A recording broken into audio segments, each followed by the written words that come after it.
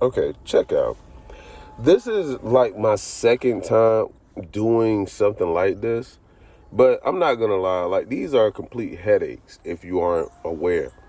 So I'm doing this video right now to kind of give you guys a brief rundown on like why I was doing it, but the time, everything spent on doing it, the tools, etc., etc. And for those who like doing these types of skills, trust me, it may be worthwhile for you.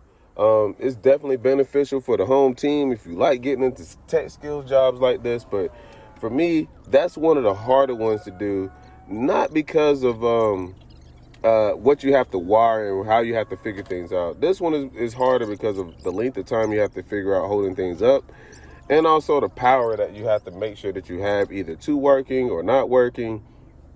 And also remember, you're dealing with a bunch of metal products that's touching each other. So you don't want to get electrocuted. So there are like 3 different things that I'm going against when I'm trying to figure this entire job out. And trust me, I sucked at it. I was not good. I think this thing probably took me like an hour and a half. It was hot outside in the middle of June. So it's things to also think about. Like when you're doing this, it's like, do you really want to do it like that? Or do you really just want to try to make the money that you can make out of it? Now, the lowest I would ever recommend anyone ever do for a type of skill job like this is going to be $100. If you're nice to people and you do it for $50 because you like them, cool, but ultimately it's a whole lot harder dealing with the complexities of putting it back and making sure that it works, because this is going to be in replacement of your pre-existing light that's there. So it's the same type of light that you had in the area, just now used as a floodlight, and boom, you're like, all right, cool. I now have a camera in the area where I want it, and I can protect and watch anything that I want to, which is dope to do, hard to figure out, but even harder to find somebody to go out there and do. So I'm saying these things to you because there are people out there that try to find opportunity in doing jobs like this.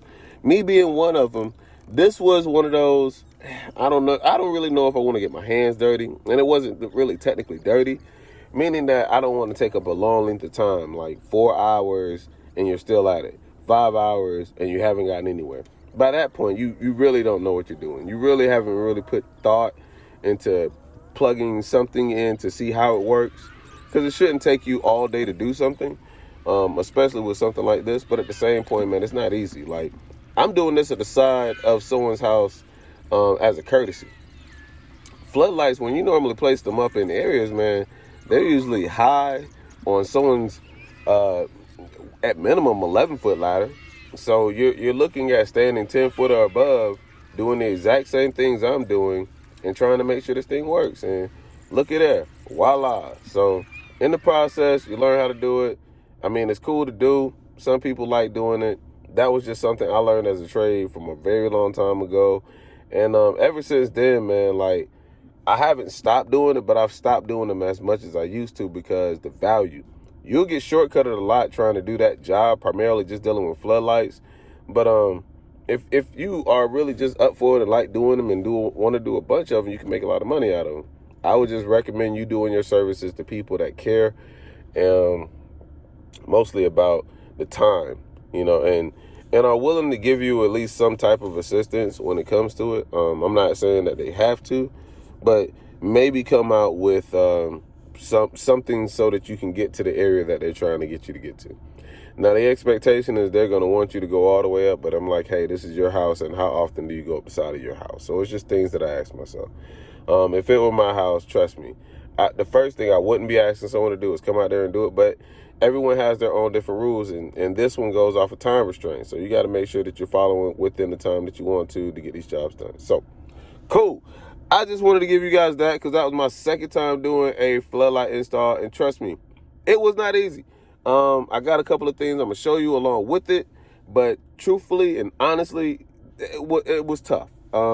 I recommend any and everybody that tries to do any of these jobs going forward, you put a price on what you want to do and how you want to do it, because this, I make it look like it's effortless, but trust me, it's not.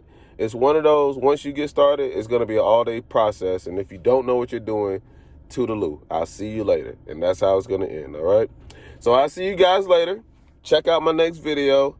In this one, we're just talking about floodlights. But in the next one, I'm going to be throwing out some other stuff too. So prepare yourself. I'm about to drop a load. PKG Deluxe here. PKG Deluxe is out, baby.